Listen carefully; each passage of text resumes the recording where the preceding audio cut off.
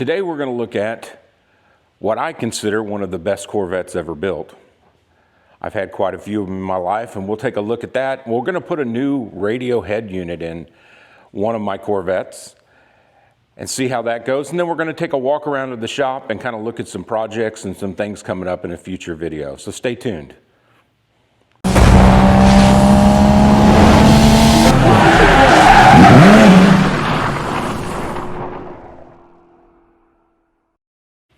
Today we're going to take a look at what I consider one of the best Corvettes ever made. Kind of give you a look here at my, this is my 2008 Corvette C6. This car here has got about 6,000 original miles on it. I purchased this car last year and it had 3,900 miles on it. And that's pretty low considering the year being a 2008. I looked at purchasing a new Corvette and decided to go with this one simply because of the miles on it. Now, some people say that these Corvettes should be driven, and I'm completely in agreement with it. And since then, we've put about 3,000 miles on this car, and it has been flawless. This car has been on quite a few trips, and it's got quite a few trips planned for it this summer also. In fact, here in the next couple weeks, we're going to be taking a pretty long road trip all the way through Florida. And we're going to film that and kind of put it here on the channel so you guys can follow along with us. So today, my plan is to take this head unit out of the car. One of the things that I didn't like about this car when I purchased it was it had the factory head unit in it, and it was pretty antiquated. Everything else in the car felt really modern. The way the car handled, the way it drove. We really enjoyed the ride quality of this car, but the radio had a lot to be desired. In 2008, they didn't have Bluetooth. They didn't have CarPlay. All the things that we've grown to love in our newer cars. So I actually put in a different head unit and wasn't too excited about it. It didn't have wireless CarPlay, which is something that I like because I don't like to have to plug in every time I get in the car. So today we are going to put in a different head unit. This is the JVC J3 CA7W.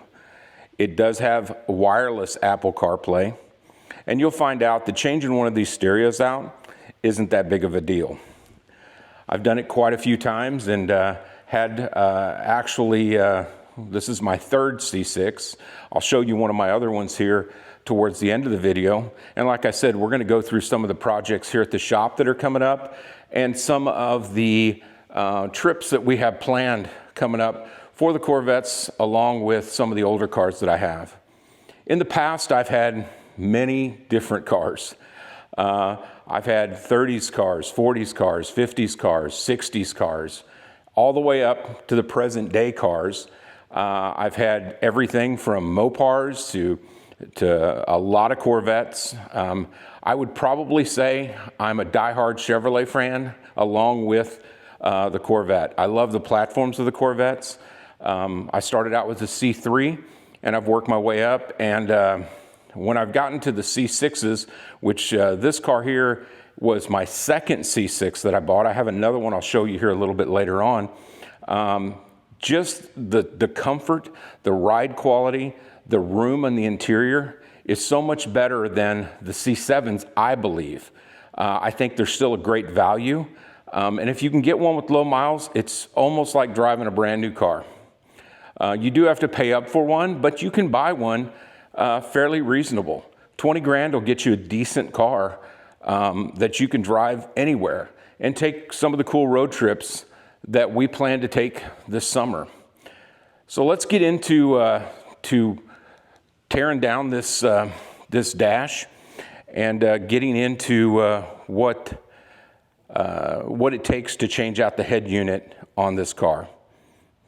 Okay, one of the first things we need to do is remove this center console lid. It makes it so much easier to take out, and these have been taken out before, so it's not that big of a deal to get this camera to work out for me here. You have 4 screws right inside the lid here. Once you get those off, the lid will actually come off. All right, once we get the lid off, in this particular Corvette, and some of them are a little bit different, some of them have 1, some of them have 2, there's 2 little plastic covers that come off right here. They also have a Torx, and this particular Torx is a T10 Torx. So, see if I can get this out without using an actual ratchet. So there's 2 of them in here. And what our whole goal is we're trying to get this whole center console piece here to come up and away from the dash. Once we get into there, it's a fairly simple process. So once you remove those, you can see where it's starting to lift up. Our next step is to walk around the car here to where it's a little bit easier to see. But our next step is to remove this cover here that holds in the emergency brake cover. And we need to do that so we can actually slide it up and off. So we can get around here. And what we have is we have 2 8mm screws here on both sides that we need to take off. And what that does is it allows the cover to actually continue to come off. Okay, we were able to get the center console out. As you can see here, everything's out. I will tell you that on the back of this, I missed one actually. There's another power port that's on the back side. So you have the 2 power seat connectors. You have the 1 power port in the center of the console. You have the plug here, which actually is for the emergency flashers. Of course, the heated seats that we talked about, and the traction control, and the power port that's underneath the unit, underneath the actual console that you can use in your hatch or whatever. So, to remove this, you've got your 7mm bolts. You've got 1, 2, 3, 4 here. You do have to at least loosen the 2 bolts here for the climate control, and then this whole unit pulls out. So let me get those taken care of, and we will show you what it looks like with the head unit out. Okay, we've got the unit out, as you can see. And one of the things that I did when I purchased this last one, and I recommend everyone do this if you have the extra money, you can actually wire it yourself. It's not terribly hard. But I went through Crutchfield, and they do a custom harness, and it's not that expensive. It's like $29 or $30. And what Crutchfield does is they will actually wire every plug behind the stereo, and that way you can retain your steering wheel controls and all the features that you normally had with your factory stereo. Plus, they will set it up to whatever speaker system you have. I have the Bose system in here, so and each one of those have their own separate amplifiers, so it will actually take care of that for you. So with the radio that I purchased, it said, I will find out as we go through this, but it said that the connections that I had done with Crutchfield for this other unit should fit on there. So we're going to give it a shot and see how that goes. Okay, I'll give you an update on where we're at right now. So I had a few little issues, had the car battery run dead, had to go back and jump that, and a couple little things, but kind of show you where we are at with the head unit. So we've got the new head unit installed. It was basically plug and play. It was really with the the Crutchfield adapter. It just plugged right into this one. All the steering wheel controls work. It does have the wireless CarPlay. It does have a wired CarPlay too, and an extra, as you can see here, an extra adapter. So you can do USB on there if you need to. It does play media. But right now, the next step is to go ahead and get this center console put back together on it. And then once that's taken care of, then we can get back to enjoying the car and the rest of the video. Okay, well, the radio install is complete. Seems to work okay. I do have the wireless CarPlay, so that kind of helps. But we're going to take a trip down to my other garage and kind of show you one of my other Corvettes. And then we'll come back up here to the shop and start talking about some projects we have coming up in the future, some trips, and a few other things. So just hang tight and we'll be right back. Okay, we're back here at my home garage, and I'm going to show you one of my other Corvettes. This is my 2013 60th anniversary. It is a 4LT, which means it has basically the top of the line leather, leather covered dash. This one here I do, since we're talking about stereos, I do have a different style of stereo in this one. This one here is actually one of the Max Dens, and that's by Night Drive TV. Works great. It kind of gives you the whole Tesla experience with the larger screen. It really updated the car. It's got, you know, inputs for multiple cameras, a lot of different other options on there. It was fairly easy to install, basically plug and play. It does have the controls for your heat and your seat and everything built into that, where the other one had the you know, the separate controller here. So it was a pretty good investment. I like it. This car here is a 6-speed car, where the 08 is a automatic. So we definitely enjoy these cars quite a bit. This one here's got a few more miles than the 08. This one here has like 30,000 on it.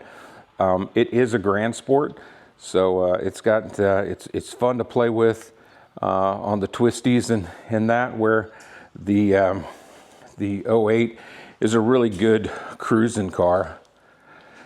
So that kind of shows you the cars that that we have here in the home shop. And then I got a few more up at the main shop, and I'll kind of take you up there and kind of show you what that's all about. Like I said earlier, I have done a lot of different types of builds. I've done a lot of street car builds. I've done a lot of race car builds. Now I'm kind of getting into the older restorations, but you never know what you might see here in the shop. So I actually, outside, if it wasn't pouring so bad right now in Tennessee, we're getting a ton of rain today for some reason. But I have a 51 fastback that I'm going to be starting on soon, and I can't wait to get to that soon. So just hang tight, and we will be getting to that stuff soon. So what do we got coming up? Well, next month, or actually the end of this month, it's February here in Tennessee, we are actually heading to Florida. We're going to take our 08 Corvette. We're going to make a trip down the East Coast, starting in Amelia Island, going down to Jacksonville, Key West, and then coming back up the Gulf side. So we're going to stop at some pretty cool places, take some video, and kind of put together a video of that trip. Coming up soon, it's going to be here sooner than we know it. We have the Corvette Fest.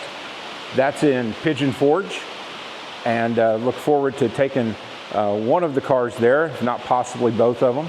That'll be in March.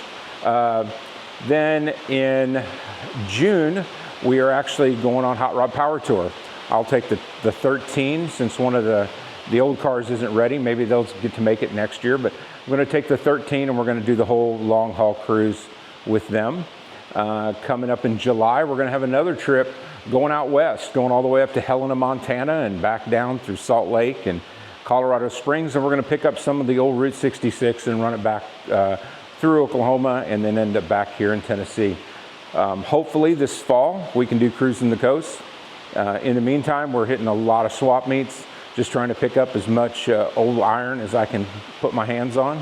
So we've got quite a few things to come up on top of the builds that we're going to do.